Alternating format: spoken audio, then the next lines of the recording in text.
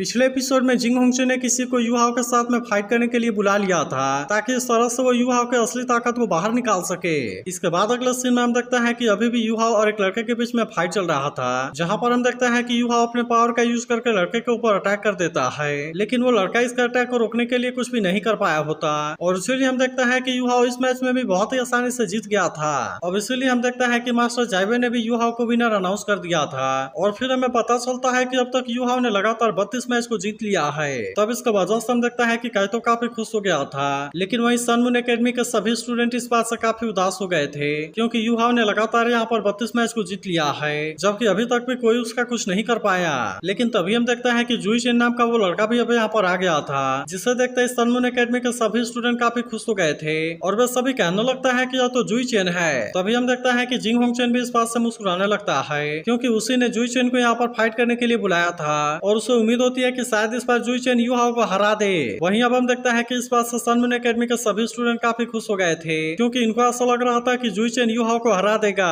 तभी हम देखता है कि जुई चेन भी युहाओ के साथ में फाइट करने के लिए रेडी हो गया था और इसीलिए वो तुरंत ही इसके सामने भी आ जाता है। तभी हम देखता है कि मास्टर जाइबेन भी इनके बीच के फाइट को देखने के लिए काफी एक्साइटेड हो गया था क्योंकि उसे भी पता होता है कि जिंग होंगचू युहाओ के फुल ताकत को बाहर निकालना चाहता है और इसीलिए शायद जुई चेन ही ऐसा कर पाएगा। वहीं अब हम देखते हैं कि युहाओ भी जुई चेन के साथ में फाइट करने के लिए रेडी हो गया था और वो कहने लगता है कि मुझे तो इसके बॉडी में किसी भी तरह के सोल पावर का फ्लक्चुएशन फील नहीं हो रहा। लेकिन तभी हम देखता है कि जुई चेन युहाओ से अपना नाम बताता है, जिसके बारे में सुनते ही वे सभी पूरी तरह से एक्साइटेड हो गए थे और वे इनके बीच के मैच को भी देखने के लिए काफी एक्साइटेड होते हैं। इसके बाद युहाओ भी जुई चेन को अपना नाम बताता है, लेकिन तभी हम देखता है कि जुई चेन इसके फिस्ट की तरफ बड़े ध्यान से देख रहा था, इसीलिए वो युहाओ से कहने लगता है कि मैंने तुम्हारे फिस्ट में उस चीज को देख लिया है जिसे कि मैं काफी टाइम से खोज रहा था। अब इतनी बात कहने के बाद हम देखता है कि जुई चेन युहाओ के साथ में फाइट करने के लिए रेडी हो गया था, जिससे देख मास्टर जाइबेन कहने लगता है कि इसके आंख में तो स्वॉर्ड के अलावा कुछ नहीं है, इसीलिए ऐसा लगता है कि वो एक स्वॉर्ड्समैन है। लेकिन तभी हम देखता है कि जुई चेन अपने पावर का यूज करने के लिए रेडी हो गया था, जिसके बाद हमें पता चलता है कि ये स्वॉर्ड ही असल में उसकी मार्शल सोल है। लेकिन जब इसका जन्म हुआ था तो वह केवल एक ऑर्डिनरी इंसान था, इसीलिए उसने खुद को पावरफुल बनाने के लिए काफी मेहनत किया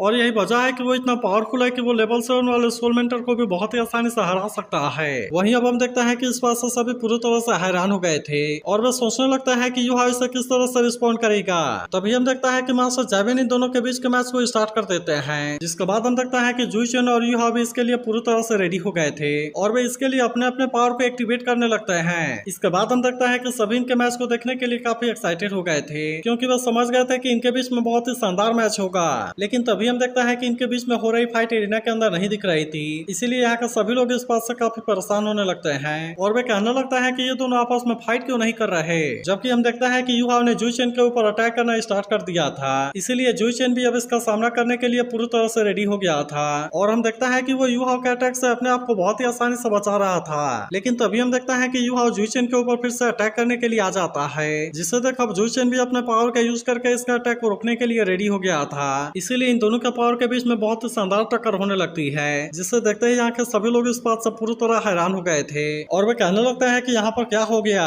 तभी जिंग होंगचू कहने लगता है कि यह असल में इंटेंशन के बीच की फाइट है जो कि फिस्ट सोल और शार्प सोल के बीच में हो रही है, लेकिन हम देखता है कि इनमें से कोई भी किसी के सामने हार मानने के लिए रेडी नहीं होता, इसीलिए जुई चेन अपने और ज्यादा पावर का यूज करके युहाओ के ऊपर अटैक करने लगता है। जिसके बाद हम देखता है कि युहाओ को भी इसके बारे में कोई ज्यादा चिंता नहीं होती और वो भी जुई चेन के अटैक का सामना करने के लिए पूरी तरह से रेडी हो गया था। तभी हम देखता है कि जुई चेन अपने पावर का यूज करके युहाओ के ऊपर अटैक करने की कोशिश करता है, इसीलिए युहाओ भी अपने आइस पावर का यूज करने के लिए रेडी हो गया था और हम देखता है कि वो जुई चेन के अटैक को बहुत ही आसानी से रोक देता है। लेकिन तभी युहाओ कहने लगता है कि जुई चेन का स्वॉर्ड इंटेंट मेरे ऊपर भारी पड़ रहा है। इसके अलावा वो ऐसे लेवल में पहुंच गया जहाँ पर सोल स्वॉर्ड में एंटर कर जाती है और फिर उसके बाद से सोल और स्वॉर्ड एक बन जाते हैं। अब इसीलिए युहाओ को समझ में आ गया था कि यही उसका स्वॉर्ड इंटेंट है। लेकिन हम देखता है कि अब वो अपने बारे में सोचकर परेशान होने लगा था और फिर कहने लगता है कि मेरे बारे में क्या। इसके बाद हम देखता है कि वो भी अपने पावर को एक्टिवेट करने लगता है, लेकिन वो कहने लगता है कि यह पावर टियानमेन की नहीं है और न ही इलेक्ट्रोलक्स की। फिर वो कहने लगता है कि मुझे भी अपने मीनिंग की जरूरत है और अब ऐसे बात करते हुए हम देखता है कि वो भी अपने पावर को एक्टिवेट कर लेता है। लेकिन अब इसे देखते ही यहाँ के सभी लोग पूरी तरह से हैरान हो गए थे क्योंकि इसके अंदर से बहुत ही खतरनाक और बाहर आ रही थी,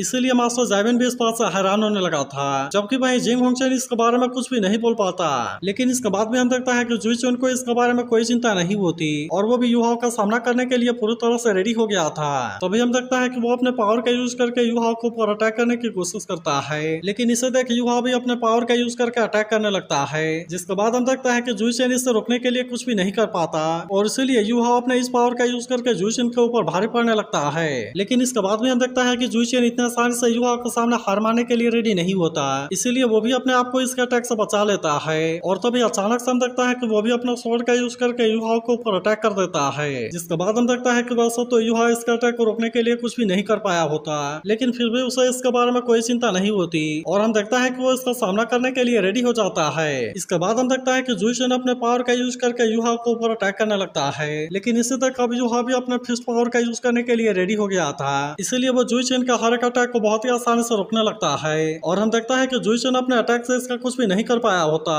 तब इससे तक सभी कहने लगता है कि युवा का पंच तो बहुत ही फास्ट है, जिसकी वजह से कोई भी इसके बारे में कुछ नहीं देख पा रहा और इसीलिए बस सभी सोचने लगता है कि क्या यही चीज हमारे बीच की डिफरेंस है। तभी इसी बीच हम देखता है कि जुइचेन अपने किसी और पावर का यूज करके इसके ऊपर अटैक करने के लिए रेडी हो गया था, लेकिन इसके बाद भी हम देखता है कि युवा को इसके बारे में कोई भी चिंता नहीं होती और इसीलिए वो भी तुरंत अपने फिस्ट पावर का यूज करके अटैक करने के लिए चला जाता है। तभी अचानक से हम देखता है कि यहाँ बहुत सारी पावर रिलीज होने लगती है, इसीलिए इसे देखते ही सभी पूरी तरह से हैरान हो गए थे और इनमें से किसी को भी समझ में नहीं आता कि अचानक से यहाँ पर क्या हुआ। वहीं उदाहरण देखता है कि जिंग होंगचेन भी इस बात से हैरान होता है और उसे भी समझ में नहीं आता कि इन दोनों में से कौन जीता। तभी हम देखता है कि मास्टर जैविन भी इस बात से परेशान हो गया था और वो इनसे पूछने लगता है कि तुम दोनों में से कौन जीता, जिसके बाद हम देखता है कि जुइचेन का हाथ में ब्लड आने लगा था, इसीलिए इसका मतलब था कि वो इसमें इंजर्ड हो गया है और फिर वो युवा से कहता है कि मैं इसमें हार गया। तब इसके बारे में सुनते ही सभी पूरी तरह से हैरान हो जाते हैं और किसी को भी इस बात के ऊपर यकीन नहीं हो रहा था। वहीं उदाहरण देखता है कि जिंग होंगचेन भी युवा के ऐसे पावर को देख काफी हैरान था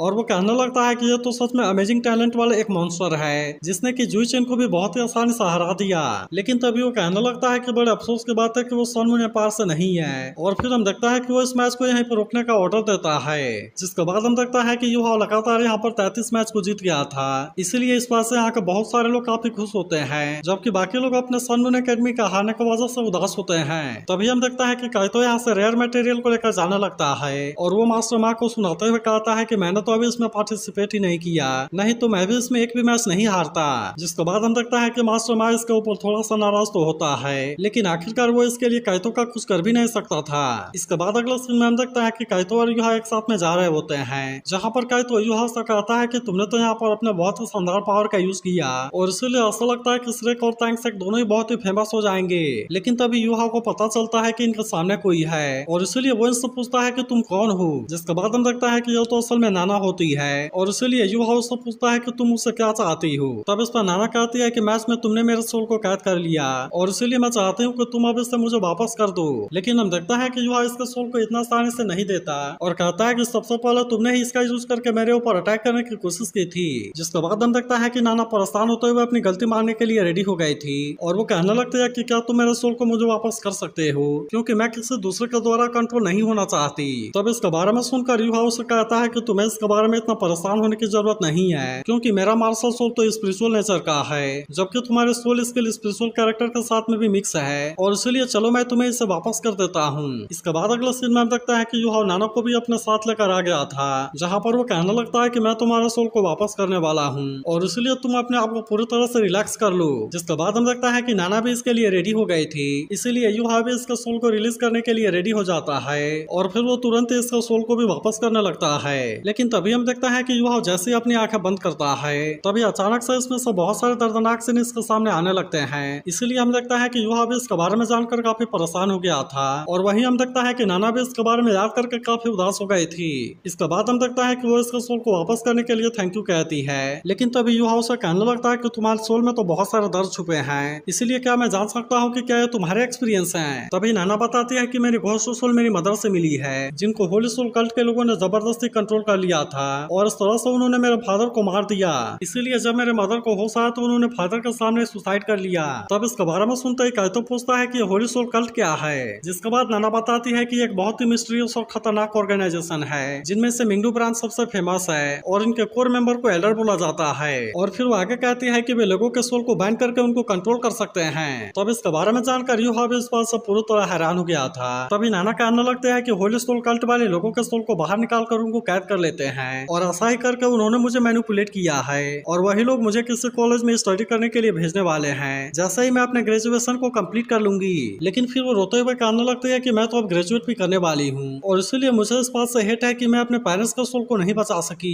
लेकिन अब इसके बारे में जानकर काई तो बहुत ही ज्यादा गुस्सा हो गया था और फिर वो नाना से पूछता है कि क्या तुमने कॉलेज से कोई हेल्प नहीं मांगा। लेकिन इस पर नाना कहती है कि उस बात का कोई भी फायदा नहीं होगा क्योंकि मैंने एक बार खुद अपने आंखों से होली सोल कल्ट के लोगों को मिंगडी हॉल में आते हुए देखा था। तभी युवा सोचने लगता है कि सियाओटो बहुत ही अजीब तरीके से गायब हुई थी। इसके अलावा मुझे एक बहुत ही पावरफुल इविल ऑर्गेनाइजेशन के बारे में भी पता चला, इसीलिए वो सोचने लगता है कि कहीं ऐसा तो नहीं कि इन दोनों के बीच में कोई कनेक्शन है। इसके बाद युवा नाना से कहता है कि हमें जितना जल्दी हो सके इससे छुटकारा पाना होगा और वहीं काइतो से पूछता है कि क्या इसमें तुम्हें हमारी हेल्प चाहिए। तब इसके बारे में सुनते ही नाना इनसे पूछते हैं कि क्या सच में तुम मेरी हेल्प करना चाहते हो। लेकिन तभी इसके बारे में सुनकर इलेक्ट्रोलक्स कहता है कि इस मामले के बारे में तुम्हें बहुत ही अच्छे से इन्वेस्टिगेशन करनी होगी। जिसके बाद हम देखता है कि युवा भी ऐसा करने के लिए रेडी हो गया था और इसीलिए वो इनसे कहता है कि सबसे पहले मिंगडू ब्रांच में इन्वेस्टिगेट करेंगे। जिसके बाद हम देखता है कि नाना भी इसके लिए रेडी हो गई थी और कहती है कि चलो मैं तुम्हें रास्ता दिखाती हूँ। इसके बाद हम देखता है कि युवा अपना वेश बदल कर वहाँ पर जाने के लिए रेडी हो गया था, जहाँ पर हम देखता है कि उसके हाथ में केवल एक छोटी सी लालटेन होती है और वो इसी का सहारा लेकर यहाँ पर इन्वेस्टिगेशन करने की कोशिश कर रहा था।